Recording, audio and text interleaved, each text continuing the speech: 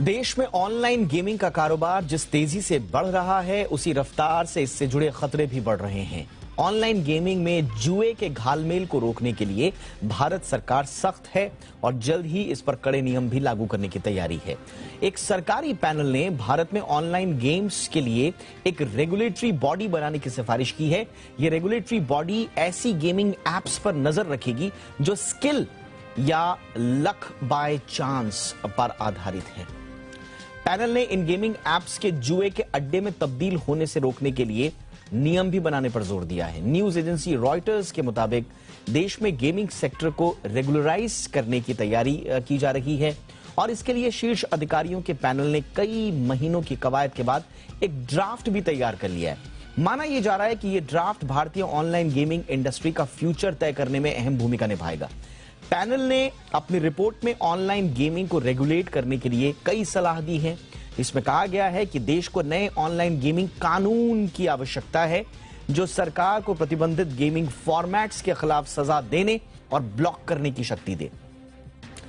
Panel ने यह भी साफ किया है कि यह लीगल फ्रेमवर्क सभी तरह के स्किल गेम्स पर लागू हो, चाहे वो फ्री हो या फिर पे टू प्ले फॉर्मेट के तहत सेवाएं दे रहे हों। ड्राफ्ट में अलग रेगुलेटरी बॉडी बनाने का सुझाव भी दिया गया है। कहा गया है कि इस बॉडी को साफ करना चाहिए कि कौन से गेम ऑफ स्किल है और कौन से गेम ऑफ लक है। इन्हीं के आधार पर इन्हें सर्टिफाई किया जाना चाहिए। ड्राफ्ट में गेमिंग पब्लिशर्स के लिए कोड ऑफ एथिक्स तय करने और ग्रीवांस रिड्यूसल मैकेनिज्म बनाने पर भी जोर दिया गया है। पैनल ने गैम्बलिंग की बजाय केवल ऑनलाइन स्किल गेम्स को ही मान्यता देने की सिफारिश की है। पैनल ने कहा है कि गैर कानूनी ऑफशोर बेटिंग और गैम्बलिंग वेबसाइट्स भारतीय यूजर्स के बीच पॉपुलर हो रही हैं और इससे बचाव के लिए पैनल ने प्रस्तावित डिजिटल इंडिया कानून में प्रतिबंधित गेम्स की लिस्ट शामिल करने की सिफारिश की है। पैनल की इस ड्राफ्ट रिपोर्ट के आधार पर अब केंद्रीय आईटी मंत्रालय एक फाइनल रिपोर्ट तैयार करेगा। पैनल की ड्राफ्ट रिपोर्ट में गेम ऑफ स्किल्स और गेम ऑफ लक को परिभाषित करने की बात कही गई है। लेकिन ये गेम ऑफ स्किल और गेम ऑफ लक होते क्या हैं?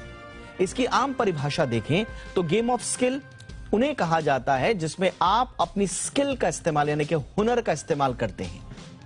इसी तरह गेम में जो इस तरह के गेम्स होते हैं उसमें प्लेयर्स की एक्सपर्टीज होनी जरूरी है और बेहतर कौशल दिखाने वाला प्लेयर ही गेम जीत पाता है। ऑनलाइन चेस समेत कई ऐसे गेम्स हैं जहां पर स्किल के आधार पर रियल मनी कमाने का ऑप्शन होता है। वहीं अगर बात करें गेम ऑफ चांस की या गेम ऑफ लक की, तो इसमें स्किल से ज्यादा लक काम करता है, यानी कि जीतने के लिए आपको कोई स्किल नहीं दिखानी है और ज्यादातर काम लक के आधार पर होता है, चांस के आधार पर होता है।